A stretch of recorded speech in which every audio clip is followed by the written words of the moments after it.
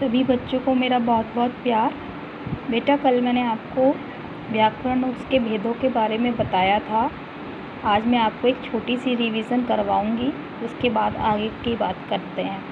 पहला है व्याकरण किसे कहते हैं। कल मैंने आपको बताया था व्याकरण वह शास्त्र है जिसके द्वारा हम शुद्ध बोलना, लिखना एवं पढ़ना सीखते हैं, यानी वह ज्ञान, वह विद्या जिसके द्वारा हमें सही बोलने का ज्ञान हो, सही लिखने का ज्ञान हो और सही पढ़ने का ज्ञान हो, उसे ही हम व्याकरण कहते हैं। व्याकरण के कितने प्रकार होते हैं? व्याकरण के 3 प्रकार होते हैं। इनके बिना आप व्याकरण को नहीं जान सकते। या आप ऐसे भी कह सकते हैं कि व्याकरण नाम का एक आदमी था, उसके 3 बच्चे थे और उन 3 बच्चों के क्या क्या नाम थे? पहले बच्चे का नाम था वर्ण, दूसरे बच्चे का नाम था शब्द और तीसरे बच्चे का नाम क्या था? वाक्य। ठीक है बेटा, तो व्याकरण के 3 बच्चे थे। अभी क्वेश्चन जो है वो इस प्रकार से नहीं आता है कि कितने बच्चे थे। क्वेश्चन आता है हमेशा ऐसे कि व्याकरण के कितने प्रकार थे, तो आप तीनों प्रकार के बारे में लिख दीजिएगा। अभी बात आती है कि वर्ण किसे कहते हैं, यानी कि आप वर्ण नाम के बच्चे को किस प्रकार पहचानोगे कि ये वर्ण है या ये शब्द है या ये वाक्य है। हम कैसे पहचानते हैं? हम किसी की शक्ल देखकर या उसके गुणों की जानकारी लेने के बाद ही ये बता पाते हैं कि ये चीज़ क्या है। तो इसी प्रकार से हमें वर्ण नाम के बच्चे को जानने के लिए यह पता होना चाहिए कि वर्ण की क्वालिटी क्या क्या है। वर्ण वह छोटी से छोटी इकाई है जिसके और टुकड़े नहीं किए जा सकते, यानी कि जिसके और टुकड़े ना हो सके वह वर्ण है। जैसे ए, ई, ब, म, ल, ये वर्ण हुआ। अब शब्द की कैसे आप पहचान करोगे कि ये शब्द है? शब्द जो है वो वर्णों को जोड़ने से बनता है। जैसे क, म, ल, तीनों को हमने जब जोड़ दिया तो बना आपका कमल। तो कमल क्या हुआ? हमारा एक शब्द हो गया। इसके हम टुकड़े भी कर सकते हैं, जैसे कि क, म और ल, तीनों को अलग अलग लिख दिया तो 3 अलग अलग वर्ण हो गए, और जब तीनों को मिला दिया तो एक शब्द हो गया। शब्द वो होता है जो कि जिसके कि हम टुकड़े कर सकते हैं और जिसका एक अर्थ होता है। जिस समूह का कोई अर्थ नहीं होता वो एक शब्द भी नहीं होता। जैसे अगर हम इसको सही सीक्वेंस में ना लिखें, जैसे हम पहले ल को लिख लें और फिर क को लिखें और फिर म को लिखें तो लकम बन जाता है, लेकिन वो एक शब्द नहीं होगा।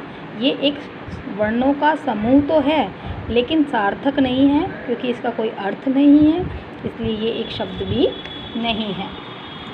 नेक्स्ट है बेटा, वाक्य किसे कहते हैं। वाक्य जो होता है वो अनेक शब्दों से मिलकर बनता है, लेकिन इसमें भी बेटा आपको सीक्वेंस जो होता है शब्दों का वो सही होना चाहिए। वाक्य की पहचान इसी प्रकार होती है, सब घूमने जाते हैं। सब घूमने जाते हैं, बिल्कुल हमें सही बात की पता चल रही है कि क्या काम हो रहा है। सब घूमने जाते हैं, एक नॉर्मल बात है कि सभी जाते हैं, ठीक है, सारी बात समझ में आ रही है। अगर हम कह देते हैं घूमने जाते हैं सब, तो सही से बात क्लियर नहीं हो रही, तो ये एक वाक्य नहीं बनता। आपका सीक्वेंस ठीक हो और अर्थ निकलना चाहिए, शब्द ज़्यादा होने चाहिए, तो आपका एक वाक्य बन जाता है। आज बेटा हम आपको वर्ण और उसके भेदों के बारे में बताते हैं। अब जब वर्ण हुआ तो वर्ण के भेद भी तो हुए, यानी जब पापा थे, पापा के 3 बच्चे हुए तो बच्चे का आगे बच्चा हुआ तो वर्ण के 2 बच्चे हुए। एक का नाम उसने रखा स्वर और दूसरे का नाम उसने रखा व्यंजन। ठीक है, वर्ण के कितने बच्चे थे? वर्ण के 2 बच्चे थे, एक का नाम स्वर था, एक का नाम व्यंजन था। तो अब स्वर और व्यंजन की पहचान कैसे करोगे? स्वर किसे कहते हैं? जिन वर्णों के उच्चारण में किसी अन्य वर्ण की सहायता की आवश्यकता नहीं होती उन्हें स्वर कहते हैं। जैसे ए, आ, इ, ई, उ, ऊ, ए, ओ, अंग, अ, री, ये सभी बेटा आपके स्वर हैं। इनमें हम किसी की सहायता नहीं ले रहे। ये सब एक वर्ण है। वर्णमाला आपको मैंने कल भी बताई थी कि अ से लेकर ज्ञ तक हमारी वर्णमाला होती है। तो ये स्वर होते हैं, इनमें हम बोलने के लिए किसी की सहायता नहीं लेते। उच्चारण यानी बोलना, जिन वर्णों के बोलने में किसी अन्य वर्ण की, किसी दूसरे की सहायता की आवश्यकता नहीं होती, उन्हें स्वर कहते हैं। ये इंडिपेंडेंट है, इन्हें किसी पर डिपेंड नहीं करना पड़ रहा है। तो ये स्वर हो गए आपके। स्वर की पहचान आप कर लेंगे। वर्ण अपने बच्चे की पहचान कैसे करेगा स्वर की, कि ये किसी की सहायता के बिना ही सारे काम कर लेता है। तो ये मेरे बेटा है और इसका नाम स्वर है। अब व्यंजन है। व्यंजन जो है वो जिन वर्णों के उच्चारण में स्वरों की सहायता लेनी पड़ती है उन्हें व्यंजन कहते हैं। जैसे क, ख, ग, घ, म, ल, त, प, ध, ध, न, न, र, य, र, ल, व, श, ये सभी जो हैं ये दूसरे के ऊपर डिपेंड करते हैं। इनके उच्चारण करने के लिए हमें स्वरों की सहायता लेनी पड़ती है। यानी व्यंजन जो है वो डिपेंडेंट है किसका, स्वर का। व्यंजन कभी भी स्वर की सहायता के बिना नहीं बोले जा सकते। तो व्यंजन जो है, व्यंजन की पहचान कैसे होगी? व्यंजन की पहचान होगी इस तरह से कि ये दूसरे की सहायता ले रहे हैं। या आप छोटी क्लास में हैं तो इस तरह से भी बोल सकते हैं कि जो क, ख, ग, घ, जो क कबूतर से शुरू होता है और गे ज्ञानी तक ख़त्म होता है, वो सारे व्यंजन ही हैं। और अ अनार से लेकर और अंग अंगूर, अह यहाँ तक सारे स्वर होते हैं। ठीक है बेटा।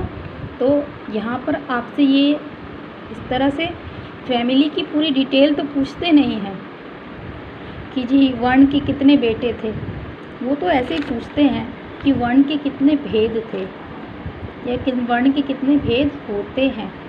तो आप लिख देंगे कि वर्ण के 2 भेद होते हैं, स्वर और व्यंजन।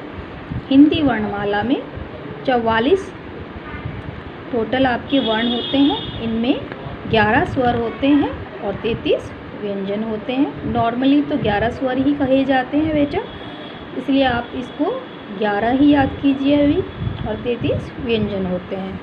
इसके बाद स्वर कितने प्रकार के होते हैं? अब स्वर के भी बच्चे हो गए। फैमिली है तो रुकेगी तो नहीं, तो बच्चे होते हैं, फिर उनके बच्चे होते हैं, फिर उनके बच्चे होते हैं, उस तरह से बच्चे होते जाते हैं और फैमिली आगे बढ़ती रहती है, सभी को पता है। तो स्वर कितने प्रकार के होते हैं? स्वर के कितने बच्चे हुए? स्वर के 3 हैं। स्वर 3 प्रकार के होते हैं।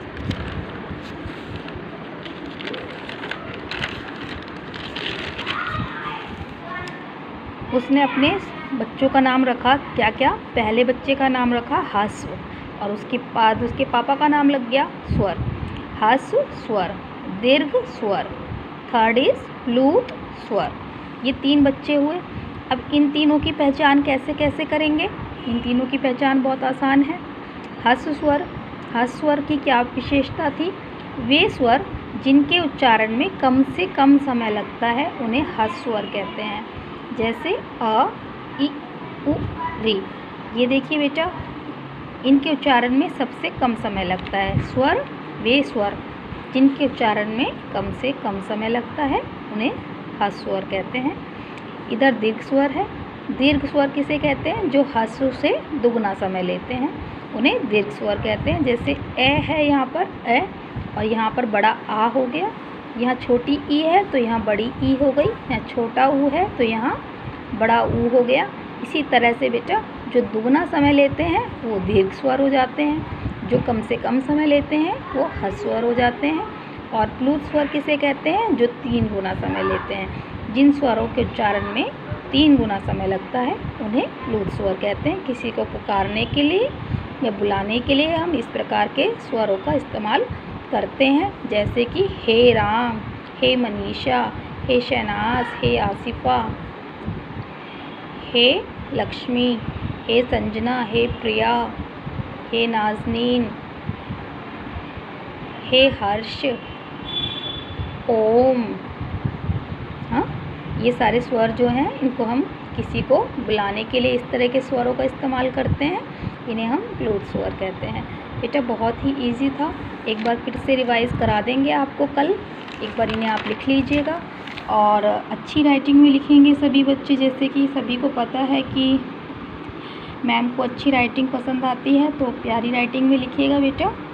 और जो किसी को कुछ समझ में ना आए तो अगर आप मुझे कॉल भी करना चाहें तो कॉल कर लीजिए, वीडियो दोबारा देखना चाहें दोबारा देख लीजिए, कोई क्वेरी आती है तो ग्रुप पर सेंड कर दीजिए, मैं उसका जवाब दे दूँगी। बाकी बात यह है कि हिंदी से ज़्यादा इजी लैंग्वेज तो हमें लगती नहीं कि कोई होती है, क्योंकि ये हमारी मातृभाषा भी है। मातृभाषा किसे कहते हैं? जो हम पैदा होते के साथ बोलना शुरू करते हैं, जिसे हमारे आसपास के लोग भी बोलते हैं, उसे हम अपनी मातृभाषा कहते हैं। और वो हमारी राष्ट्रभाषा भी है।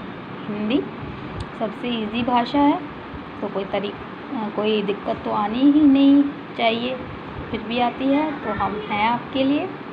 धन्यवाद। सभी को मेरा बहुत बहुत प्यार। Thank you.